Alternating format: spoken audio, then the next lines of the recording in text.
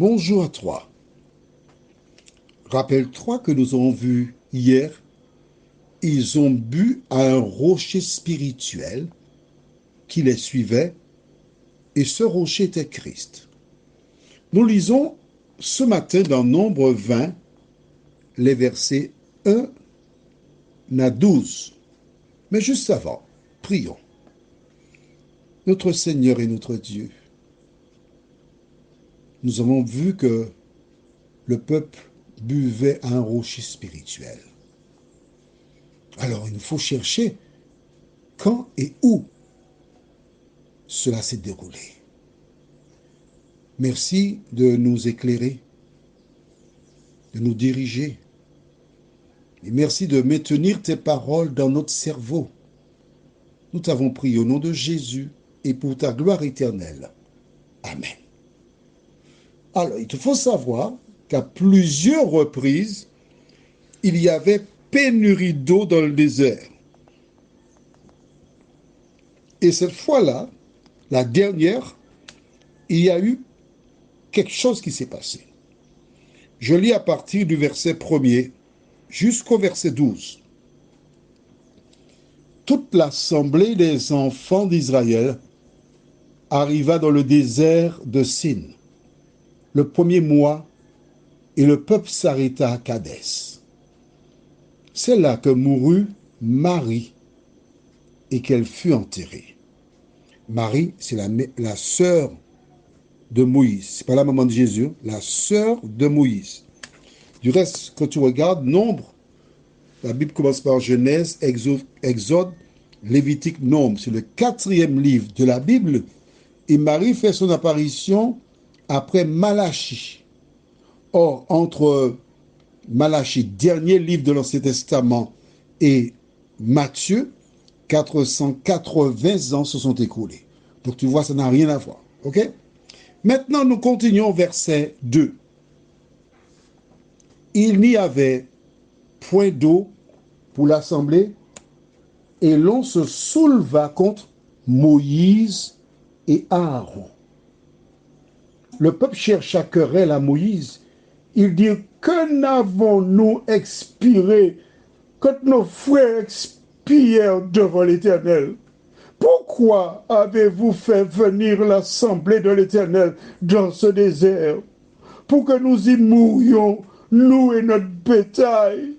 Pourquoi nous avez-vous fait monter hors d'Égypte pour nous amener dans ce méchant lieu? Ce n'est pas un lieu où l'on puisse semer. Et il n'y a ni figuier, ni vigne, ni grenadier, ni d'eau à boire. Moïse et Aaron s'éloignèrent de l'assemblée pour aller à l'entrée de la tente d'assignation. Ils tombèrent sur leur visage et la gloire de l'Éternel leur apparut. L'Éternel parla à Moïse et dit,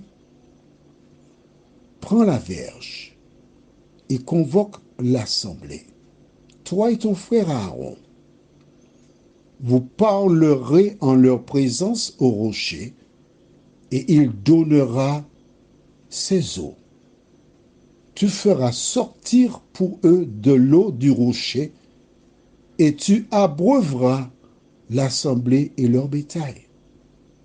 Moïse prit la verge qui était devant l'Éternel, comme l'Éternel le lui avait ordonné. Moïse et Aaron convoquèrent l'assemblée en face du rocher, et Moïse leur dit, écoutez donc, rebelles, est-ce de ce rocher que nous vous ferons sortir de l'eau? Puis Moïse leva la main, frappa 2 fois le rocher avec sa verge. Il sortit de l'eau en abondance. L'assemblée but et le bétail aussi.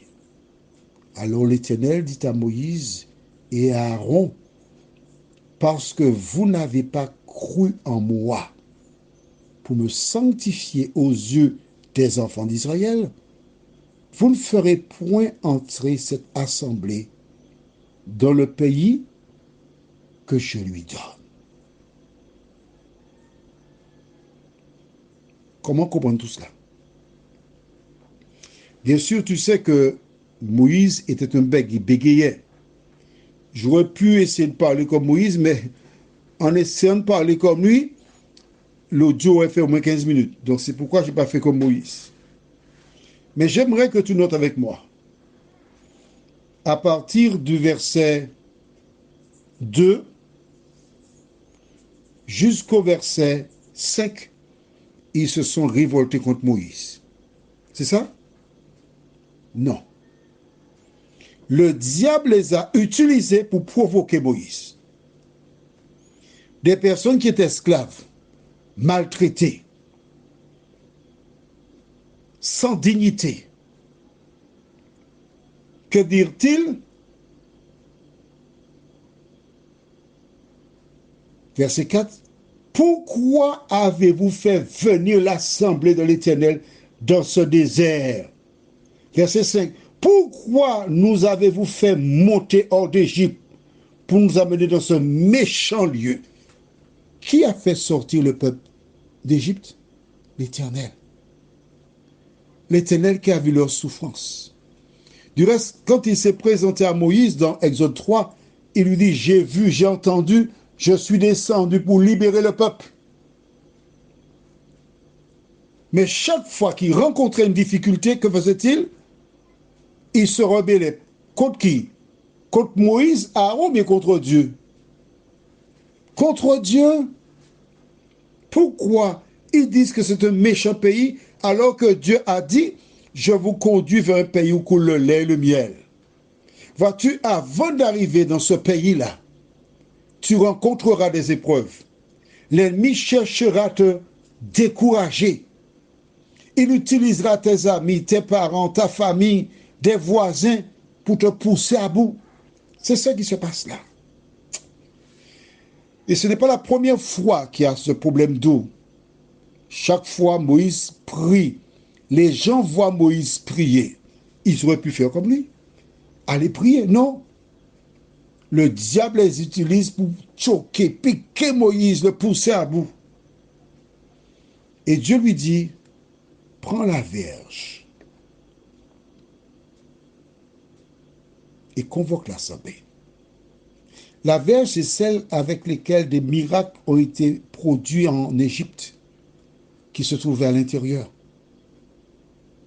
Et Dieu dit à Moïse, verset 8, vous parlerez en leur présence au rocher. Je remplace le rocher par Jésus, d'accord? Vous parlerez en leur présence à Jésus et il donnera ses eaux. Tu feras sortir pour eux de l'eau du rocher et tu abreuveras l'assemblée et leur bétail. D'accord? Tu vas parler au rocher, il va donner de l'eau et tout le monde boira. Est-ce que c'est clair? Oui. Sauf que Moïse, ça fait un moment qu'on lui casse les pieds. Ça fait un moment qu'il est provoqué. Ça fait un moment qu'il paye. Ça fait un moment qu'il entend des reproches. Il est fatigué. Toi qui m'écoutes là ce matin, est-ce que tu encourages tes parents? Est-ce que tu les valorises? Mais tu es toujours dans une guerre avec tes parents ou tes enfants? Ou vous, enfants, vous êtes persécutés par les parents. Vous faites quoi? Moïse a entendu, mais il a pris la verge. Il est irrité. Et que se passe-t-il? Écoute bien. Lorsqu'il commence, il est mal parti. Moïse leur dit, écoutez donc, rebelles.